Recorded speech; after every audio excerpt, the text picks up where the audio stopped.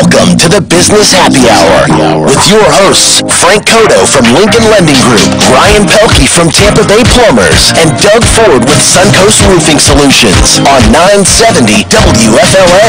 These three business owners will teach you how to work to live it up, not live to work. Now sit back, grab a cold one if you have one, and get ready for some serious business talk with three hilariously serious business owners. Now, your host of the Business Happy Hour, Frank Coto. Hello, good afternoon, Tampa Bay. This is Ryan Pelky filling in for Mr. Frank Coto, who is on vacation for Thanksgiving week here. We are taping on Tuesday. If you're listening to this live or on the radio, it's good morning to you. It's early, 5 a.m. after Thanksgiving, but we're recording before Thanksgiving, so hope you're tuning in to our live stream here. As always, I've got Doug Ford with Suncoast Roofing Solutions in studio with me. How you doing, Doug? I've been better. Lack of sleep. I just want to give a shout out to my daughter Olivia. She's been dealing with a bacterial infection the past week at St. Joseph's Children's, and it's just been tough. She's been a trooper. 4 years old, doing shots every day and IV drips. Poor baby, man. I feel so bad for her. Do you want to talk about where it's at now? Yeah, hopefully today they were able to draw blood, so hopefully we get some good news. She can get out of the hospital, but it's been a week of hell because back and forth. My wife and I taking shifts, and it's no sleep, fun. No sleep on an uncomfortable bed. Absolutely. Man, well, like I said before to you, if you need anything, Katie and I are here for you guys. I appreciate that. In fact, I think we'll give Rachel a shout later on. Cool. But other than that, everything's good. Good man. In studio with us also, we got MATT SELBY, the owner of TampaBay News and Lifestyle Magazine. How you doing, Matt? Doing great. Good, man. Happy to be here. Yeah, we're happy to have you on, actually. Amazing story, talking to you in our production meeting earlier. You're a real entrepreneur.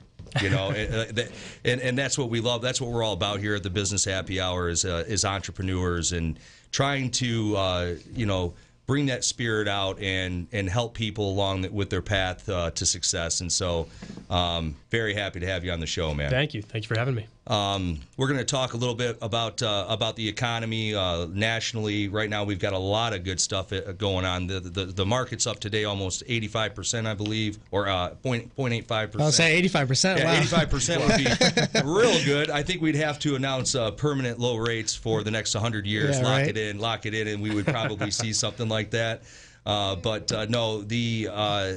By all measures, the economy is roaring. And I think that with tax cuts looming in the future here, hopefully we get them. And if we do, I think that the economy is definitely going to boom in 2018. I've never been personally more optimistic about our outlook here at TampaBay Plumbers and the Business Happy Hour for that matter. But I want to touch on a deal that just happened. Donald Trump brokered a deal with China, basically, where he was involved in this deal, $86 billion deal in West Virginia. I've got it pulled up on my screen over here. I don't really see too much, in here that's noteworthy. But this is exactly what Trump ran on. He promised jobs, and he promised jobs in places like West Virginia. Places where Hillary and the Democrats have just stayed away from, forgotten Americans, and this is exactly why he got elected. He's doing what he promised to do. Yeah, what's funny is people in West Virginia they usually commute to Washington D.C. or Maryland for work. Yeah, because that's really where the high-paying jobs are, and it's much cheaper to live in West Virginia than is obviously in Maryland and D.C. area.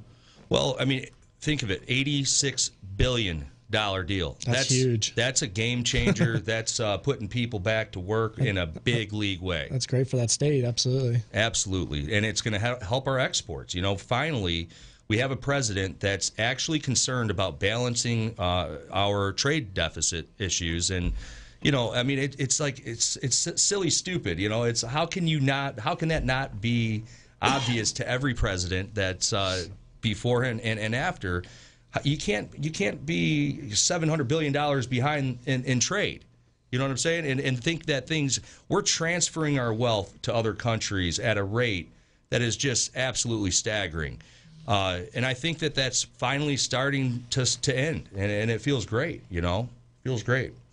But, you know, locally here, Tampa's just in a league of its own right now. The construction and, you know, the tech boom that's starting to appear here. You know, we can't hire people fast enough. You know, we just can't. And I'm sure I'm in the same boat. You know, we just picked up a new crew, and it's tough because they did a horrible job. We had to come back and fix everything, and it goes to show you that there's not many good employees out there nowadays. You know, the construction industry has almost hurt our industry because a lot of the big construction companies have taken a lot of the good workers because there's so much construction going on. Yeah. Oh, it's an absolute problem. Now, Matt, I mean, you're not in construction. You sell ads and magazines, so which we all need, obviously, to survive. Right. I imagine that you have a lot easier time finding people. Well, you know, you'd be surprised because with our line of work, there's a lot of people as far as people that want to do ad sales or things like that for us that they have an idea of what it is, but they may not have the same business ethics, I guess you could say, that our company's kind of founded on. We're a family company. So for us, it's actually very tough to find the right kind of salespeople. As far as finding the advertisers go, luckily, because we have a product that's been around for so long, my dad started in this business almost 25 years ago, we're probably 80% referral based, where we'd have an advertiser that, you know, tells one of their friends, hey, you got to be in here, it works really well for me.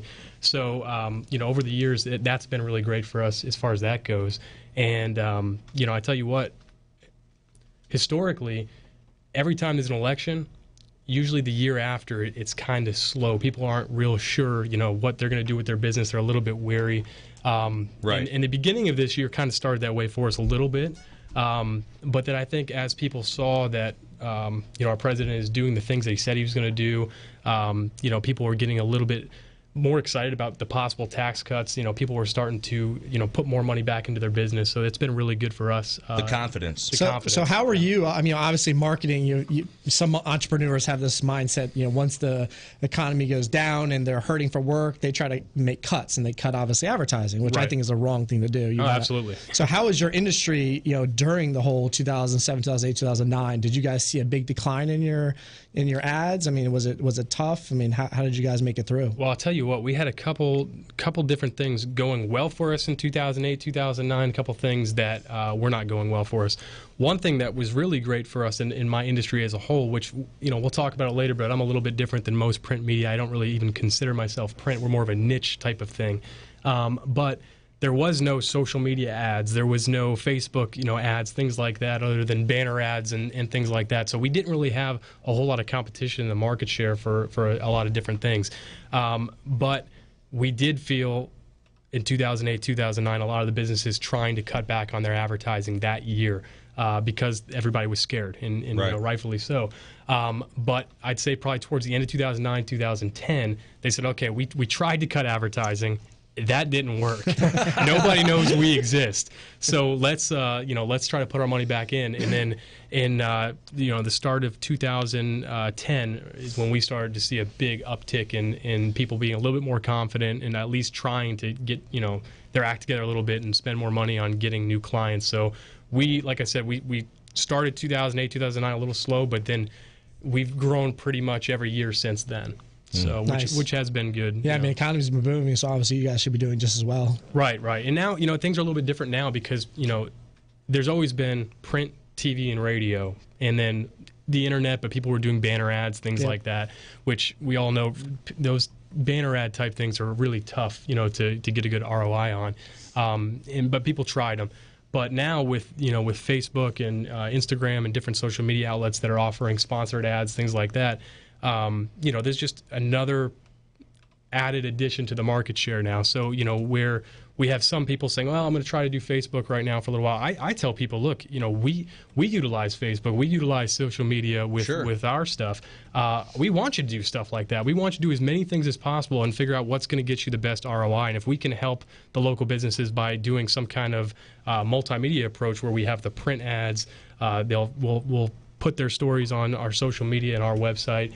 And then they can use that content that we generate for them to do different ads on Facebook and things like that. That works out really well for them. So we did see a little bit of dip when there was new things in the market for people to try, but a lot of those people realized that they were good at running their business, but they weren't necessarily really great at marketing and didn't know how to utilize Facebook and things like that. So a lot of what we've done recently has kind of been consulting on how they can actually harness the power of social media and what we do and work that to their benefit. So yeah, I think there's a lot of people that think that print is kind of an old way of doing things, and it's kind of going to go away. Right. But I mean, personally, we talked about it at lunch today. I mean, we've had great success with print ads, not that but we focus on certain areas, and that's really worked tremendously well. Niche publications are on the rise right now. Yep. I mean, subscription-based. It's funny because as far as business goes, there's so many like subscription boxes now. There's Dollar Shave Club, things like that, and those type of subscription-based businesses are on the rise. But as far as print goes, subscription is way down, and the reason for that is because you can pretty much get everything for free online. So why are you going to pay for the papers anymore? So a subscription-based print like the dailies and newspapers, they're definitely feeling it as far as what their subscriptions are and people buying their actual tangible magazines or newspapers now. But the niche publications that are free, direct mailed like what we do, come in your mailbox like it or not. They're doing well. I think it goes. Your millennials probably aren't going to go after your print ads, but it's going to be your 40 to 50 or 40 to 60, 70-year-olds. That's what they're used to. Used to opening up and finding people. So absolutely, and they're the ones with the dispensable income. Exactly. So I was going to say they have a little more money. Yep. Yeah, that's kind of our market. We're gonna we got a break coming up here, but when we come back, I want to talk about your first business that you started when you were 5 years old. We're going to talk about that, and we're gonna get back into Tampa Bay news and lifestyles here with Matt Selby, Doug Ford, and Ryan Pelky. Be back in a minute. Hi, I'm Ryan with Tampa Bay Plumbers. Thank you for choosing us for all of your plumbing, septic, and water treatment needs. What makes us different at Tampa Bay Plumbers is that we're a local full-service plumbing contractor that can handle any project, large or small, including cured-in-place pipelining, septic installations, and various water treatment products. You can find us at tampaplumber.net or 24/7 by phone at 813-PLUMBER. Thank you, and we look forward to working with you. This is Ryan with Tampa Bay Plumbers. At some point, we've all had to have a drain line snaked out. This typically involves running a steel cable through the drain line in an effort to clear a blockage. This often leaves a film of scale or buildup on the inside of the pipe with a hole in the middle. The only way to properly descale a drain line is to perform a hydrojet service. We use equipment that essentially pressure washes the inside of the pipe, leaving your drain lines free and clear. The two symptoms of a sewer backup are foul odors and slow-moving drains. If you are experiencing either of these, contact us at tampaplumber.net or 813-PLUMBER.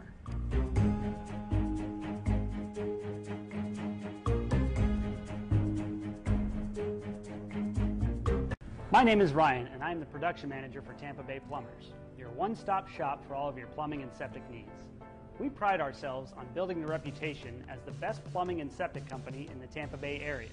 But don't take it from me. Look us up on Google and you will see that we have a 4.8 star rating with over 100 reviews. We also have multiple awards and recognition from multiple online review sites such as Angie's List, Yelp, and Facebook. We do everything plumbing and septic, from residential to commercial, new construction to service. You can find us at tampaplumber.net or call us at 813-PLUMBER.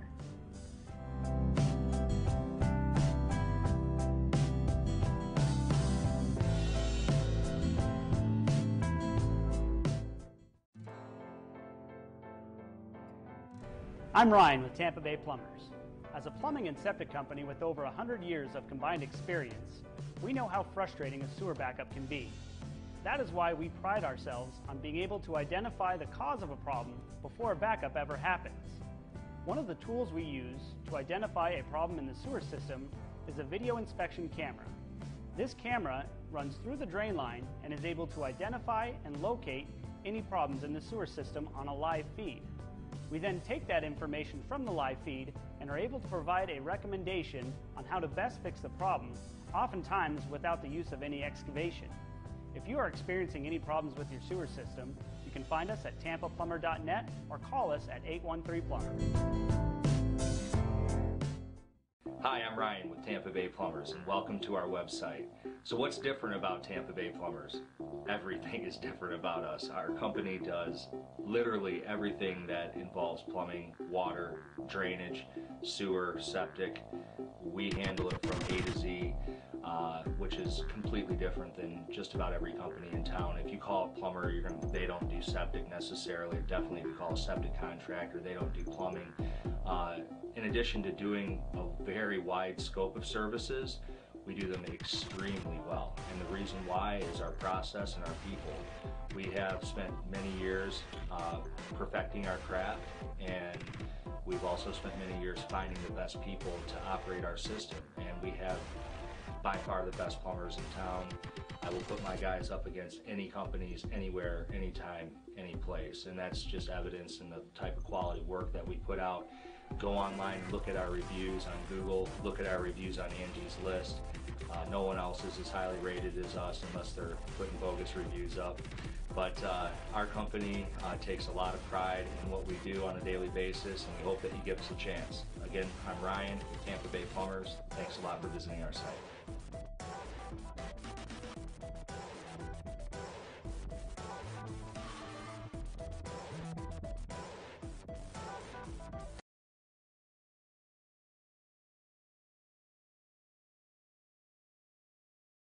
You have been listening to the Business Happy Hour with Frank Coto, Ryan Pelky, and Doug Ford. Now, back to the show. All right, welcome back here, folks. Matt Selby in studio with Tampa Bay News and Lifestyles. Doug Ford, Ryan Pelky. We're having some fun.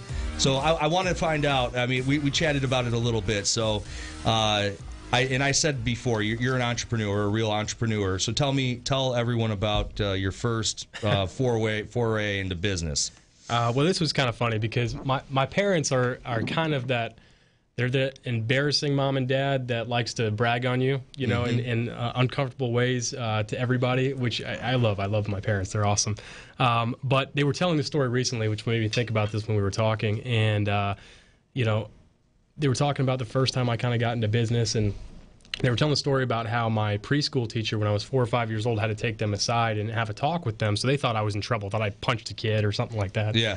But what actually happened was when I was, and I remember this like it was yesterday. I was 4 or 5 years old, and I was really into dinosaurs. So we had a big sandbox at my preschool, and there was a lot of trees and things like that with rocks. And I started looking one day, and I found little rocks that had shells like in them, so they must have been really old. So I thought they were really cool, and I decided that I could only find so many on my own in the 20, 30 minutes we had at recess. Right. But if I had a bunch of kids out there looking for me, then I could, you know, increase my productivity. So I convinced all these kids that we need to look for dinosaur bones in the sandbox, and I had 4 or 5 kids that would look around, and then they'd find a rock or something like that, and they'd bring it to me, and apparently I'd made myself the dinosaur bone expert of the sandbox, and they all wanted to come to me and give me what they found. So I'd look at it, and if it wasn't anything, I'd tell them, oh no, you know, I'm not interested in that or whatever, you know, keep looking. if it was something that I really Get back to work. if it was something I was really interested in, I would tell them that I would have to take it home, and then I would bring it back to them and let them know, you know, what it was.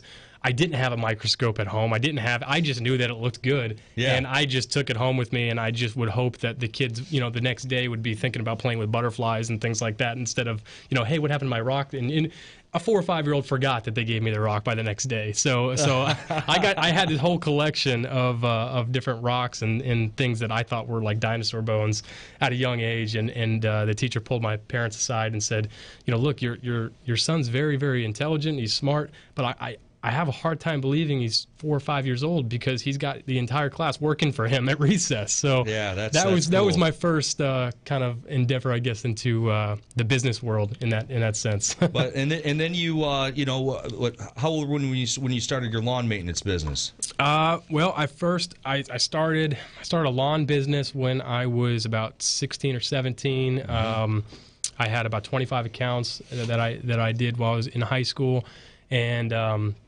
It was great. It was a lot of fun. It was a lot of hard work. It was hot, especially in the summertime. But as a younger kid, having 25 accounts at about $50 a pop was a lot of extra money. So it was a lot of fun. And even before that, I used to go to $1 Place at the Buccaneers. My dad worked here in Tampa.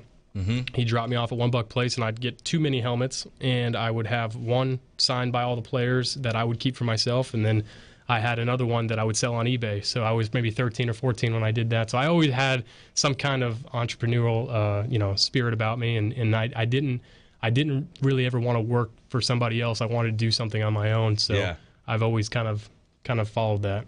Oh, that's awesome, man. That's really a good story for sure. Yeah, this guy's got nothing but good stories here, actually. So we're going to go into them all, I think, here before the end of the program. So what kind of mower were you on?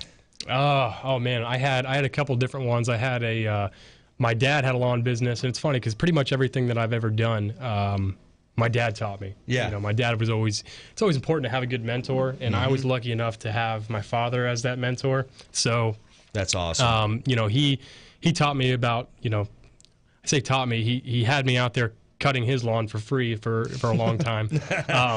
But slave labor. But he the reason why I ask is I did a lot of lawn maintenance when I was in high school, and I was on a Laser Z. It was a Laser Z. Exmark Laser Z. Exmark. So that's what I used. I used an Exmark, which was a 48-inch wide and walk behind. I think we had a 48 and a 52 and a 60. For somebody else, I wanted to do something on my own. What's going on? I get some feedback over here. That's your boy. Press the wrong button. But yeah, that could have been a lot worse. That could have really been a lot worse, depending on what you were listening to earlier. Oh man. So but I used to work with my stepdad my senior year. After I graduated, until I started college in the fall, I worked that whole summer doing lawn maintenance. And I just remember, and it was commercial lawn maintenance. It wasn't we had some houses, but most of the stuff that we did was real big cuts. And man, I remember after the first day or two, thinking, I don't think I can be more sore than this. Running a weed whacker all day long. They're not that heavy. Right. But when you run one all day long, oh yeah, it definitely you get sore in places that you've never been sore before. Right. And Florida, I mean, it's inherently hot here in the summertime, right? Yep. So I learned a great deal about work ethic actually doing lawn maintenance. Right. And I realized that after the first week, I wasn't sore anymore. And kind of like working out. Yeah, exactly. and then by the end of the summer, I was running with that weed whacker. Like I could run and one-handed. No, I'm not. I mean, I wouldn't be one-handed, but I promise you, I could literally jog with a weed whacker and it would look good. Yeah, it's funny. So it doesn't take long to master, but you have to have that work ethic, and you have to you have to be willing to put in some pain. And we touched on it earlier, and I think it's key to any entrepreneur is making sure that you outwork everyone around you. Absolutely. And it's funny, we all have a landscaping. Well, I work for a landscaping company, but I was in charge of all the lawns. So I had like guys under me, and I'd have to schedule them, and I'd go do a couple, and then I'd have all the guys do everything. But I was like in high school, so I was like 16, 17, 18 years old. Yeah. So it's just funny that we all start off doing lawns at some point in time. Well, it just makes sense. If you live in a neighborhood, especially the houses are kind of close together, and you can literally just pull a trailer around. I mean, you can do that. Yeah. 12, 13, 14 years old. And I mean, there's a lot of kids that have hundreds of accounts doing that, and they make good money doing it. Yeah, that's how I started in one neighborhood. And then I quickly learned that it was not very cost effective to go into neighborhoods, 10, 20 miles apart. So I tried to get as many as I could in each neighborhood. And then when I left for college, undercut the competition. Look, I'll do it for $10 cheaper. Right. Well, I had a good in because I would tell everybody that I was saving up money for college. So I kind of pulled on their heartstrings a little bit, and I was saving up for beer in college. All right, fellas, we got 10 seconds left, so we're gonna pause for another break here. We got Matt Selby, Tampa Bay News and Lifestyles. More coming back at you in just a minute. Thanks. Yep. Hi, I'm Ryan with Tampa Bay Plumbers. Thank you for choosing us for all of your plumbing, septic, and water treatment needs.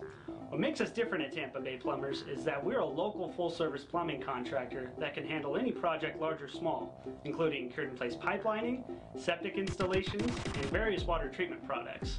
You can find us at tampaplumber.net or 24/7 by phone at 813-PLUMBER. Thank you, and we look forward to working with you. This is Brian with Tampa Bay Plumbers. At some point, we've all had to have a drain line snaked out. This typically involves running a steel cable through the drain line in an effort to clear a blockage. This often leaves a film of scale or buildup on the inside of the pipe with a hole in the middle. The only way to properly descale a drain line is to perform a hydrojet service.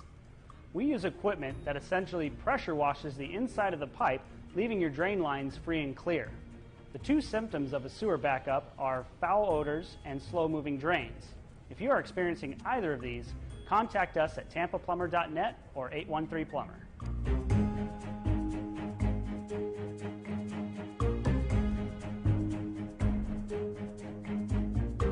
My name is Ryan, and I'm the production manager for Tampa Bay Plumbers, your one-stop shop for all of your plumbing and septic needs. We pride ourselves on building the reputation as the best plumbing and septic company in the Tampa Bay area. But don't take it from me. Look us up on Google and you will see that we have a 4.8 star rating with over 100 reviews. We also have multiple awards and recognition from multiple online review sites such as Angie's List, Yelp, and Facebook. We do everything plumbing and septic, from residential to commercial, new construction to service. You can find us at tampaplumber.net or call us at 813-PLUMBER.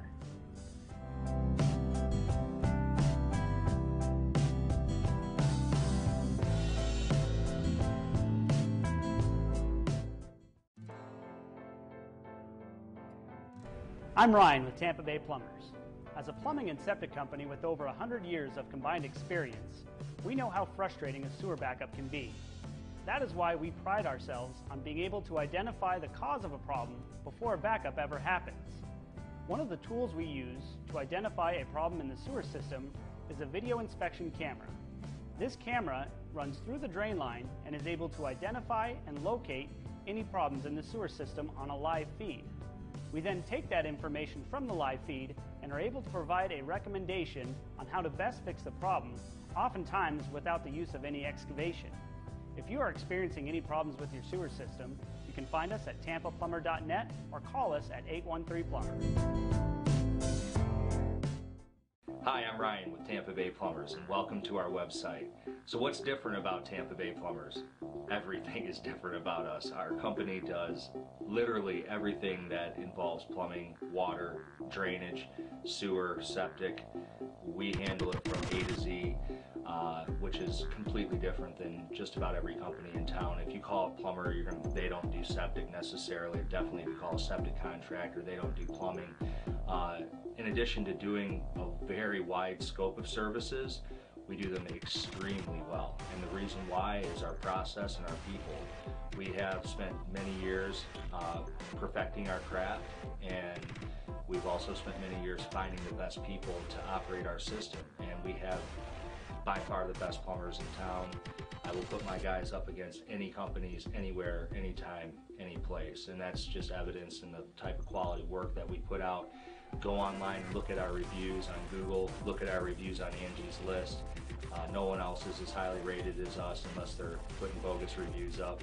But our company takes a lot of pride in what we do on a daily basis, and we hope that you give us a chance. Again, I'm Ryan with Tampa Bay Plumbers. Thanks a lot for visiting our site.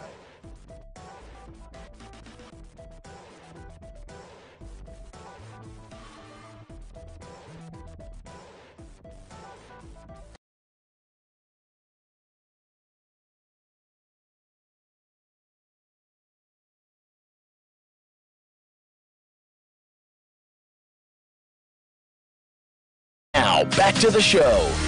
Welcome back, ladies and gentlemen. Glad you missed the break here because there was all kinds of sexual harassment going on in this studio today. Oh my God, it's out of control. Gary, you really need to take it easy on me over here, buddy. Tame yourself. So we're in studio here with Matt Selby, owner of Tampa Bay News and Lifestyles. I'm going to show this magazine here. This is the New Tampa edition here? That was a New Tampa edition. That was a New Tampa edition, okay.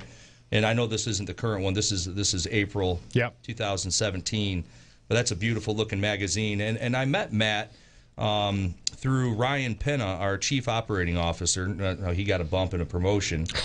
So he's our COO now. Nice. He runs my company. He's a legit millennial. He is. Okay, and I think you're a legit millennial, right? 29 years old, yeah. So you're right on the cusp. Right there. So all that bad stuff we say about millennials, we have to take back? Well, I agree with it. So there we go. I married I don't like a being in that millennial. category, but I agree with it. I married a millennial. Okay. And I have a millennial that runs my company, but I make fun of millennials all the time. Right. I don't really understand it personally, but Berlander, are you a millennial? Technically? Okay. Yeah. See, that's how I feel. That's funny. All right, fair enough. So we got a millennial in studio here that's an actual hard worker. Yeah, he's a hard worker. He's a hard-working guy. We talked about it earlier. Don't let anyone outwork you, and you're going to be successful. Yeah. Howard Splitgerber actually told me that. Who was my first girlfriend's father. Okay. He's the one that we were out fishing one day, and I'll never forget it. He said, Ryan, if I can tell you one thing, it's to make sure that when you look around, you're doing something that you enjoy. Make sure you don't see anyone outworking you, and as long as you do that, you'll always be successful. And it stuck with me to this day, and it really is. It's about the most basic thing that you can ever really talk about when it comes to business, but it's so true.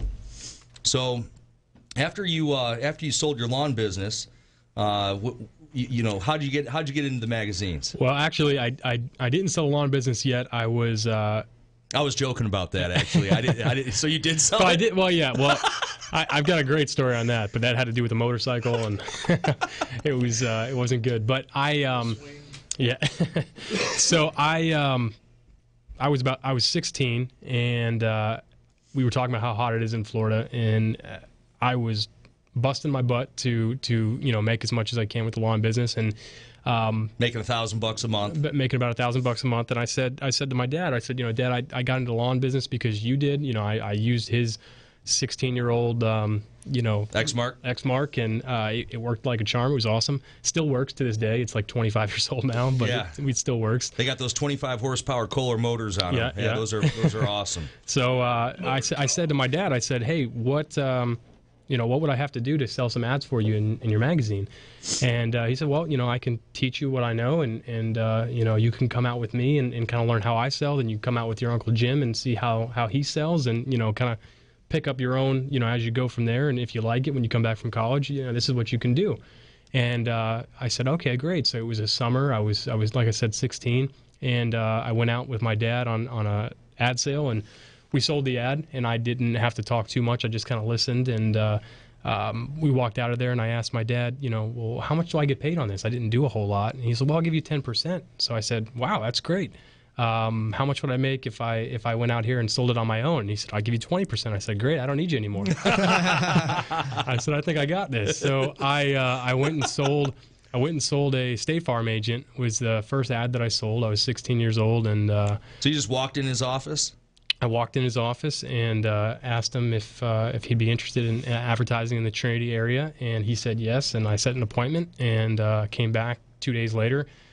Sold in the ad, and then after I got done with the ad sale, he asked me how old I was. I was going to ask you. Yeah. Because when you're 16 years old, you look like you're 16 years old. No, I looked like I was 12. I didn't start shaving until last year, and I'm 29. So it was.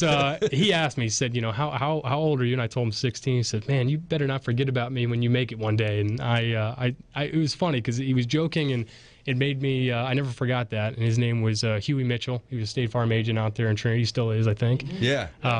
But great guy. Does he advertise with you now? No, because things changed with State Farm, what they were covering, and he was advertising a certain thing back then, and he's not right now. But I'll tell you what, before we have you back on the show again, I want you to get over there and see that guy.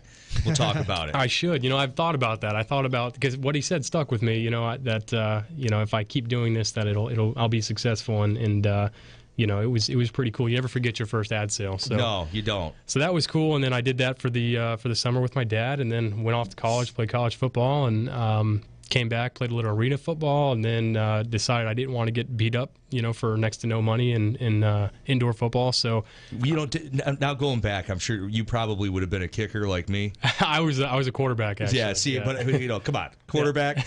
I mean, if you were 6'6", right, quarterback may have made sense, but you're not. Yeah, 6 foot tall. So I think like all of us want to be a quarterback. Yeah. But in reality, we should all been kickers. Right. I'd still be playing right now. Still be playing, right? And I wouldn't have a banged up. Oh yeah. Well, long snappers get hit in the head a lot. It's true. True. I mean, I wouldn't have any knee issues. My ankles would be good. My shoulders wouldn't crack when I go like this. Yeah. If I had just not been as cool in high school. Yeah. And I was the kicker. Yeah. Oh my God! If I could go back in time. I never played football. So I'm already working my son Ethan. Yeah. And I'm going to start working my son Tucker when the time comes. Nice. Yeah. I'm going to be pumping kicker the whole time. Oh, so, absolutely. so then you got done with the football and plowed right into Tampa Bay. News and lifestyles. Yeah. I started working with my dad full time at about 21, and I helped him expand his area of distribution from Trinity and the East Lake area to Odessa, Lutz Land Lakes, and then we went from there to the West Chase area. So we had 4 publications, and it was doing really, really well. And this was 2012. And I was renting an apartment out in Carrollwood at the time. Mm-hmm. And I was 20. By the time I was 23, I said to my dad, I said, hey, what do you think about me starting one in my community where I live right now here in Carrollwood? I think it's a really good market for it. And I didn't want to try to get more money from my dad. I didn't want to, try to make more with his company. I wanted to still help him manage his and help him with, growing those markets. But I kind of wanted a franchise of my own. And my dad was awesome. He, of course, just like anybody, I was 23 and I felt like I knew everything, but I'm sure I didn't. No. And he knew that. And he was a little wary at first, but I have the greatest dad in the world because he believed in me and he gave you the opportunity. Gave me the opportunity. He said, hey, if you can go out there and you can pre-sale, enough to get the thing off the ground, I'll help you with whatever you need. And I was able to pre-sell the advertisers for the first issue, to pay for the first issue, to get it printed and mailed. And I actually pre-sold enough to get 2 issues printed and mailed if I wanted to, that I had. So it worked out really well. And the only reason it worked out so well is because going out there, I had my dad's business that I could tell people, hey, we've been around for a long time. These are the other markets that we have. We're expanding out to Carrollwood. And of course, being 23 and, looking like I was 16 still, I didn't tell anybody that it was my magazine. I told people I was working for my dad still because I didn't need the notoriety. I didn't need to tell people I owned it. I didn't want to do that. I wanted to tell people that I was, just expanding my family's business, which was true. I was expanding it.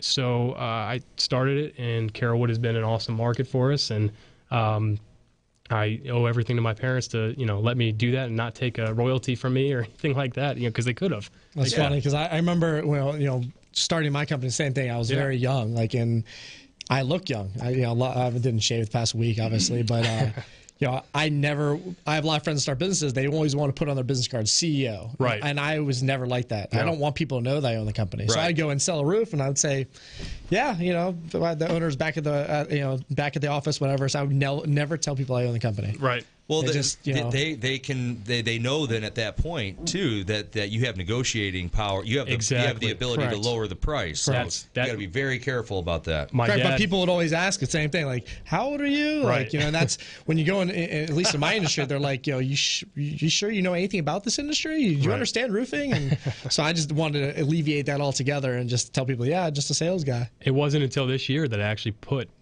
co-publisher or publisher, because my dad still owns his 4 and I have 3, but so I'm technically the co-publisher of Tampa Bay News and Lifestyles. But it wasn't until this year that I actually put publisher on my business card, because now I'm almost 30, so I can kind of pull it off as a business owner at this point.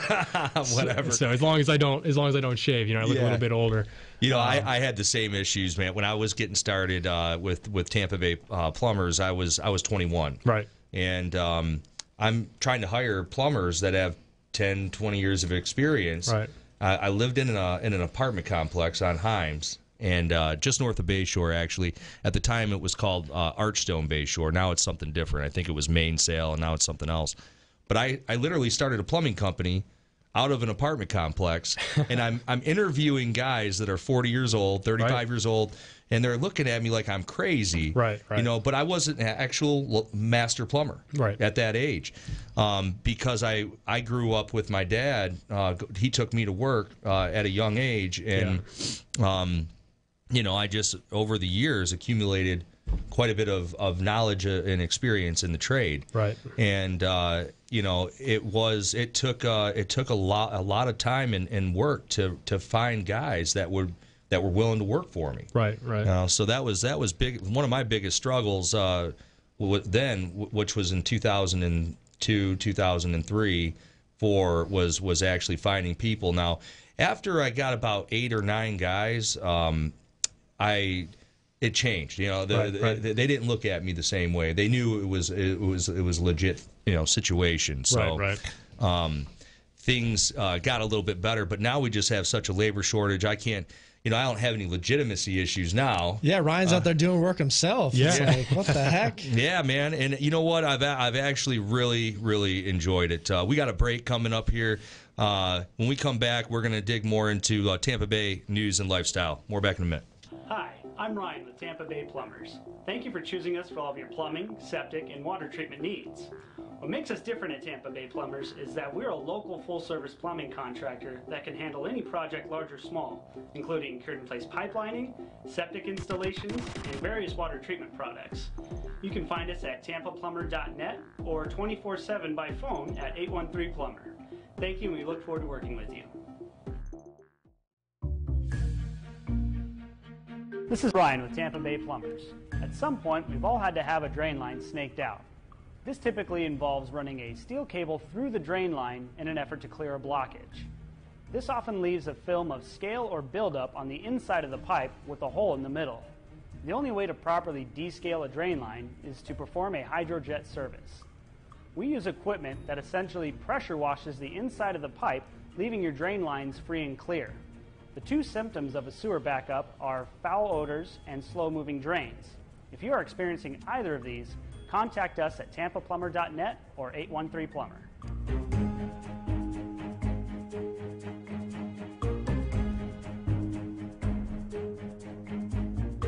My name is Ryan, and I'm the production manager for TampaBay Plumbers, your one-stop shop for all of your plumbing and septic needs. We pride ourselves on building the reputation as the best plumbing and septic company in the Tampa Bay area. But don't take it from me. Look us up on Google and you will see that we have a 4.8-star rating with over 100 reviews. We also have multiple awards and recognition from multiple online review sites such as Angie's List, Yelp, and Facebook. We do everything plumbing and septic, from residential to commercial, new construction to service. You can find us at tampaplumber.net or call us at 813-PLUMBER.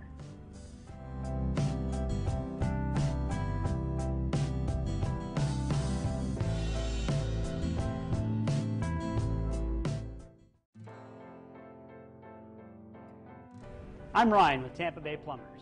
As a plumbing and septic company with over 100 years of combined experience, we know how frustrating a sewer backup can be. That is why we pride ourselves on being able to identify the cause of a problem before a backup ever happens. One of the tools we use to identify a problem in the sewer system is a video inspection camera. This camera runs through the drain line and is able to identify and locate any problems in the sewer system on a live feed. We then take that information from the live feed and are able to provide a recommendation on how to best fix the problem, oftentimes without the use of any excavation. If you are experiencing any problems with your sewer system, you can find us at tampaplumber.net or call us at 813-PLUMBER. Hi, I'm Ryan with Tampa Bay Plumbers, and welcome to our website. So what's different about Tampa Bay Plumbers? Everything is different about us. Our company does literally everything that involves plumbing, water, drainage, sewer, septic.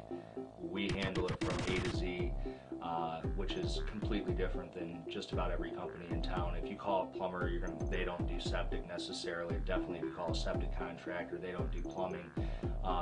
In addition to doing a very wide scope of services, we do them extremely well. well. And the reason why is our process and our people.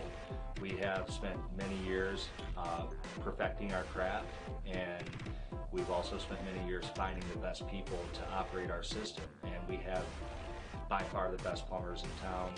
I will put my guys up against any companies, anywhere, anytime, any place. And that's just evidence in the type of quality work that we put out. Go online and look at our reviews on Google, look at our reviews on Angie's List. No one else is as highly rated as us unless they're putting bogus reviews up. But our company takes a lot of pride in what we do on a daily basis, and we hope that you give us a chance. Again, I'm Ryan with TampaBay Plumbers. Thanks a lot for visiting our site.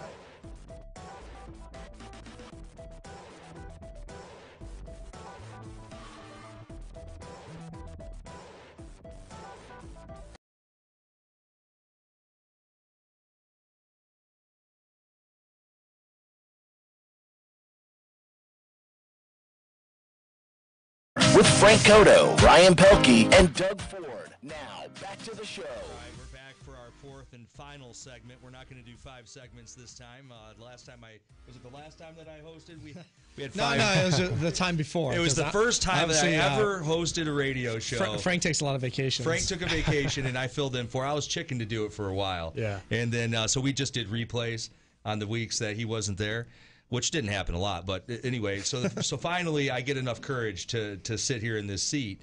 And we actually did 5 segments. It went so well. We just didn't realize kept going, what was right? happening. Well, no, what happened was, if you remember, Berlander was He wasn't here.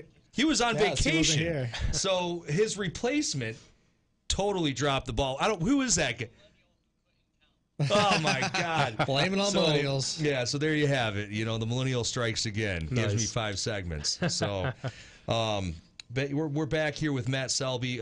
Matt, you guys, you guys put out a really good product, and I think I told you earlier. I found you through Ryan Penna. Yep. But Ryan, you guys are friends, and he got us in this magazine. You know, talking to you. Yep. And we've had tremendous success with it. And our return on investment Thank you. is actually one of our best. I think it's our best form of advertising. In fact, I went to Ryan. I said, "Why aren't we spending more money with this guy?" And he goes, "Oh, I think we're spending as much as we can." So Yeah, you're never we're in every in single every magazine. ad. So Unless you want to do a full page ad. Right. You can always go bigger. Is that right? So Doing what do we have right you have now? a quarter page right now. We have quarter page. I'll have to look and do a marketing report, but the last marketing report that I ran, I think our revenue was 10 times higher than the ad spend. Yeah, that's awesome. Which for us is a grand slam home run. Right, You know, we typically, believe it or not, I mean, sometimes we're happy to even get double what we spent. Absolutely. And that's now though we're actually canceling those types of people. Right. Angie's List is one of them. In fact, Wow. they always say you don't spend money. You don't spend money to be on Angie's List. Really, we spend $5,000 a month to be on Angie's List. Wow. And we've only been doing between $12,000 and $15,000 a month in total revenue. barely paying for Which itself. that's not even your profit. That's not net. That's gross, correct? No, that's our gross revenue, and our gross profit margin for service work is about 50%. Right. So we're doing all this work just to pay Angie's List. Right. There's Stupid. no point of doing that. No point in doing that. That's why we're quitting. Right. Angie's List. But so, and at the same token, I mean, we've been very successful, TampaBay Plumbers. I mean, we're completely booked out. I was at my daughter's softball game the other day, and one of my neighbors came up to me and she's like, "Hey, Ryan, how you doing?" And I just so you know, I tried to use your business the other day and I had no water, but you guys were booked until Tuesday. Oh, man. It's Wednesday. Right. So right. 7 days we're booked, and Right. we're an emergency response plumbing company. Wow. Not good. Not good. That's how busy we are. It's a good problem to have for you, though. It's a good problem, but Good and bad. Right. That's the thing. I'd much rather be able to hire 125 plumbers right now And get everything done for everybody. and get it done. And I say this all the time, but I mean, if I could hire 125 guys, I would do $35 million in revenue next year. Right. It's basically that simple. That's how much work is out there. I think that it's a shame that there aren't more people going into the trades. It's a shame that there aren't more younger millennials. It's funny you bring that up. There was coming up. actually an article, I don't know if it was Fox or CNN or someone was doing an article on that exact same thing. I saw it too. Yeah, What, today? Do you think? I think it was today or yesterday. Going into business, or they're going into trades? I know. I think people are going to college. But what the That's the article problem. basically was We saying need more that, tradesmen. that if they're putting down the 4-year college, saying Right. you come out 4-year college with this huge debt, the people that are going into the trades actually have more chance of making more money in the long term because of they're getting it early and then they're going to turn into a business owner. They don't have And $80,000, honestly, $100,000 in debt. business when they get owners, done. their small trades make a ton more money than most other industries. Well, if you think about it, what happens when you go to college? Okay, you get the debt, but you also screw up your credit score a lot of times. A lot of People times, don't yeah. think It about depends. that. A lot of times they do. I did it when I went to But the thing college. is with college is honestly, it's not for what you learn unless you're going to be a doctor or a lawyer. It's really to show that you can put your mind to something and finish it. Correct. That's all college is for. I agree with that, but that's not worth $50,000 to $100,000. And that's No, 50 to that's 100. what they were talking about. Most colleges are $200,000, $250,000 when you walk away from So, it. what advice would you give somebody that's got a son or daughter that's getting ready to go into college or getting ready to go into tradesman to be at that age to be a I personally feel like you should go to, instead of going to these 4-year colleges, try a community college, see if it's something you even like, and then get a part-time job doing a trade that you may be interested in and see if it's something you enjoy or not. From a young age, they tell you when you go to college that hopefully you can get a job afterwards, making somewhere around 50 or 60,000. But you got to think with a lot of these trades, how much money you making per hour to be a laborer? A lot of times, a lot more than what your average job is going to get you after college. I'll tell you right now. If you are in high school and you know what you want to do and you know what you want to be and it requires a degree, that's great. Absolutely. Go get it. Yep. Okay, but if you're not sure, if you're just undecided, don't go to college. Figure it out. Go get some experience in the real world. That would be my suggestion. Pick up a trade like HVAC or electrician or plumber. I think that I've said it on the show before. I have a kid just turned 21 years old. He worked with me for 2 summers before he turned 18 and graduated. Graduated high school, works for me now. He has his own house, his own car. He has health insurance. He's 21 years old, makes $28 an hour. This kid's going to make $100,000 a year soon, and he has unlimited potential, no college debt. Correct. You realize that starting off as a police officer, you don't make that. Oh, that's true. Yeah. I absolutely. Not even close. And you're risking your life. Yeah, and you don't know if you're going to come home at the end of the day. Yeah, God.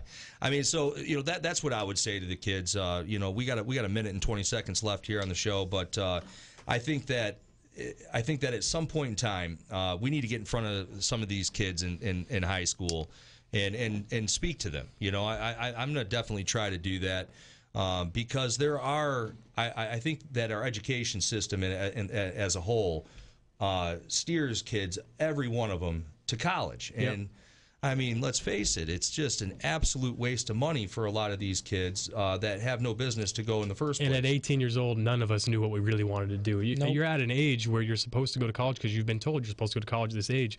But most people wait till 21, 22, 25 before they even have a clue what they want to do. I'll tell you what, my dad didn't even push me towards plumbing. Right. My dad said, "You know what, son? If you want to not work in the ditches and if you don't want to manually labor, working with your hands, you better be good at school." And this is a guy that's very, very successful from having plumbing businesses and construction businesses his whole life. So, I mean, that's in a nutshell what the issue. Guys, we got 10 seconds left on the show. Matt, it was awesome having you on. Thank you. It was a pleasure. Thanks, guys. Doug, you have great Thanksgiving, buddy. You do the same, man. And Frank, we'll see you, man.